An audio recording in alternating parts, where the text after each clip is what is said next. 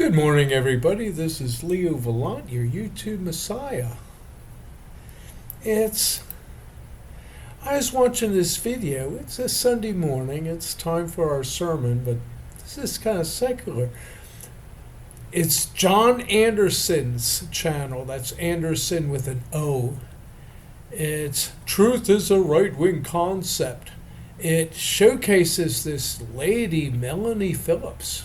Very impressive. It's her argument is like ideology is like a secular religion. It's unquestionable dogma. You cannot question our dogma. It's we will cancel you if you question us.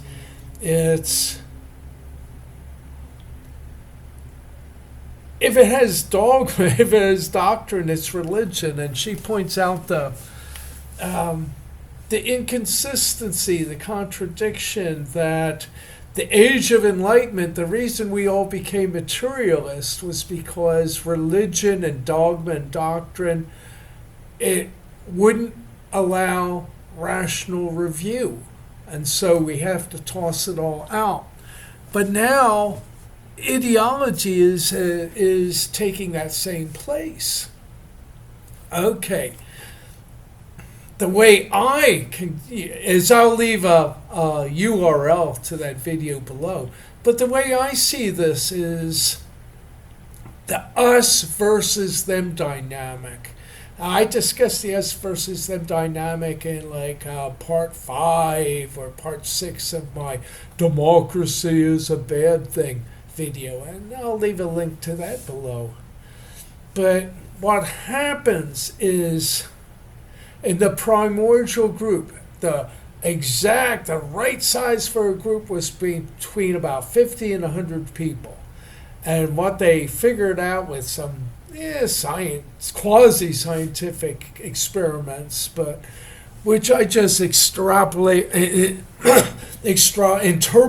or extrapolate back into the past, is once a group becomes bigger than it should have, larger than its optimum, when it's past the point of diminishing returns and people start getting in each other's way and competition develops and who's exactly supposed to do this particular role in this group? It's usually there's just one guy. Now there's 3 or 4 fighting it out to do the same job. Groups can't work like that. Groups need to be optimum, especially where survival. If survival is always questionable, then you need optimization. Because nowadays, everyone's allowed to survive. But while there's evolutionary tension, there will be a mortality rate.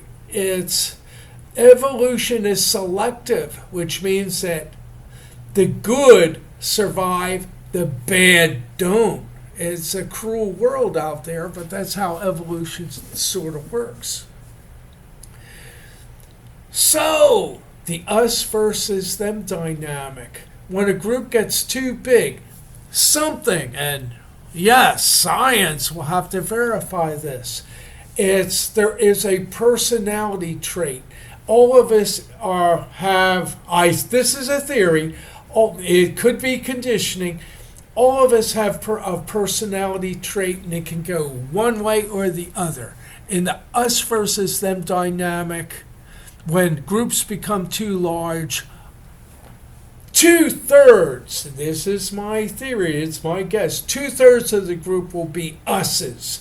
That's what makes them us. They're the plurality. Thems are 1/3. And basically, thems are suicidal. It's a suicidal impulse. If they attack the group, it's just impulse. There's no reason behind this. It's instinct. And instinct triggers. There's us versus them. Some are us, some are them. They just want to challenge the group. Why? They come up with all kinds of rationales. That's why ideology is Even religions, if religions developed as an us versus them response, and the religions came from the thems, the attackers, then it's not going to be rational. It's just an impulse. Them is just an impulse, and that's what we're seeing today. It's all these ideologies. Of course, we shouldn't take them seriously as, is this true or not? It's just an attack. It's a suicidal attack. The leftists are actually screaming, kill us, we don't want to live. We have to die for the good of what? The primordial group? We're going to have to deal with the us versus them syndrome, and while we have so many people clumped together. The only way you could simulate a perfect primordial group is to just machine intelligence. Just keep groups down to their optimum size. As soon as any group gets over 100 people, over 150, 200 people, you're going to have factionalism. And factionalism is us versus them. And like I say, it's an impulse. It's sometimes your factions. It's why do we even have to listen to these factions? Oh, well, it is survival. Sometimes, I guess, like Arnold Toynbee says, that innovation is important. The one reason you can't be totally conservative, that is worshiping the past, is because every group, every civilization has to reserve against the possibility that you might need to innovate in order to survive. Whatever you were doing just cannot possibly work anymore. Then, the one case out of 10, the thems will win. Maybe I shouldn't say that because that encourages the thems. So yeah, maybe we need to look what the thems are saying. Because if they're saying what we should be saying is that, wait, we're all going to die unless we do this. This is really important. Look at these facts. If they begin to talk rational and we no longer see the ideological craziness, then we should respect it. But most of our ideologies today are irrational, and we know that. And what can we do about it? We are the majority. It's all the way back in biblical times. What I'm talking is oral tradition times. And none of this stuff, none of the old biblical legends were written. They were all oral traditions. And the oral tradition of the creation story and the war in heaven between the angels and the demons. Angels were 2/3, demons were 1/3. Why was there such a war? Why was there such a war? It's because evil, morality is an inhibition. It's an aesthetic inhibition.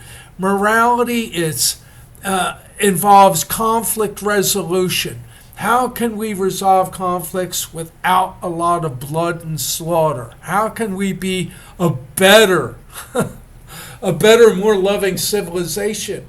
That's the inhibitions that the good. A cross to bear. The cross that the moral majority carries is morality. It ties one hand behind their back. So evil is more powerful. So it takes 2/3 of people who are good to just deal with the 1/3 who are evil. So the us versus them conflict, just because we outnumber them, doesn't mean we'll win. Not if they fight Not if they fight like one of them can beat two of us. So that's the problem we have to deal with. It's the left does want a violent revolution. Now the right has a hell of a lot of guns, and I'm hoping we can deal with this without a civil war. The moral impulse should stay with us, that we need to find a peaceful resolution. And, well, that's the question. I'm Leo Vallon, YouTube Messiah. I got my job cut out for me to try to save the world in a way that will be aesthetically understandable. I don't want the next civilization to crest off of a huge bloodbath. We need to plan very carefully. We need to think very carefully. We have to use our hearts and our minds, and we have to transition to the machine age, machine intelligence and robotics age, in a way that where we can look back upon, not with just a bunch of excuses like, I have all sorts of excuses why the European colonial populations in North America just had to not put up with this Native American bullcrap. It's like, really, they were super violent, and they used conquest to obtain territory, and so we were just playing by their rules. But it all sounds like excuse.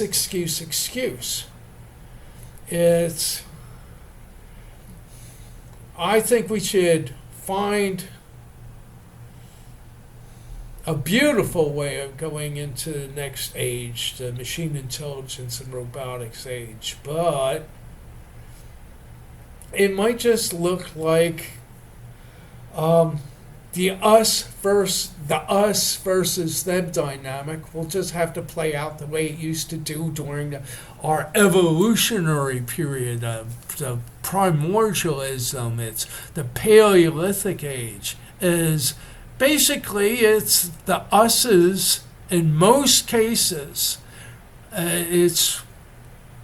They would banish, or there'd be a fight, and the thems. It's a suicidal impulse, after all. They'd be killed off. That might have to be the way it goes. Anyway, some sermon for a Sunday. Thank you, everybody.